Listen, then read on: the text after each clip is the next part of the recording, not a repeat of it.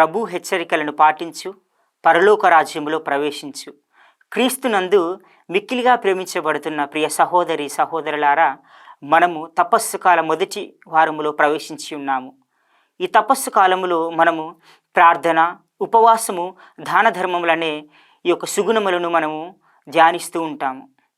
అదేవిధముగా నేటి శుభవార్త పట్టణములో క్రీస్తు ప్రభు తన బిడ్డలమైన మన యొక్క అంతిమ ధ్యేయమైన పరలోక రాజ్యంలో ప్రవేశించాలి అంటే ఎలా జీవించకూడదు, ఎలా జీవిస్తే పరలోక రాజ్యంలో మనం ప్రవేశించగలుగుతామనే విషయములను మనకు తేటతెల్లం చేస్తున్నారు.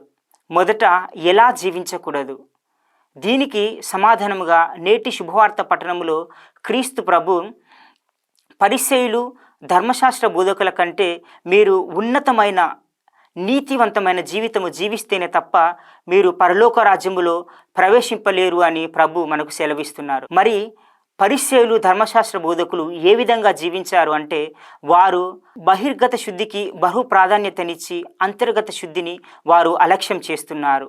అదే విధముగా ప్రభువు నరహత్య చేయరాదు, నరహత్య కావింపబడిన వాడు తీర్పునకు గురి అవును అని మనకు పూర్వవేదములో ప్రకటించిన విధముగా దానినే క్రీస్తు ప్రభు మీ యొక్క సోదరుని వ్యర్థుడా, మూర్ఖుడా అని పలికిన వాడు తీర్పునకు గురి అవుతాడని ప్రభు మనకు సెలవిస్తున్నారు. అదే విధముగా మనము పరలోక రాజ్యములో ప్రవేశించాలి అంటే మరి ఏ విధంగా జీవించాలనే విషయములను నేటి శుభవార్త పట్టణం ద్వారా మనకు ప్రభు తెలియజేస్తున్నారు.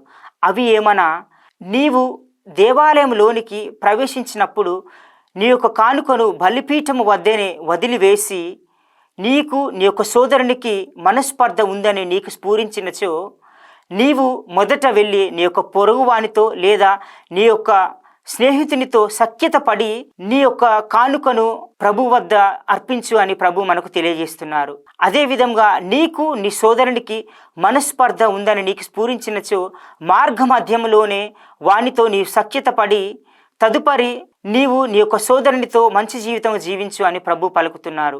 అవును ప్రియ సహోదరి సహోదరులారా, మరి పరలోక రాజ్యములో ప్రవేశించాలి అంటే మనకు సోదర ప్రేమ, సఖ్యత, సంస్కారము, శాంతి అనే గుణములు మనకు ఎంతో ప్రాముఖ్యతను సంచరించుకుంటాయని ప్రభు మనకు తెలియజేస్తున్నారు. మరి మనం పరలోక రాజ్యంలో ప్రవేశించుటకు సఖ్యత, సంస్కారము, శాంతి అనే సుగుణములను మనము మనకు నిజ జీవితములో పాటిస్తున్నామా లేదా అని ఒకసారి ఆత్మ పరిశీలన చేసుకుందాం.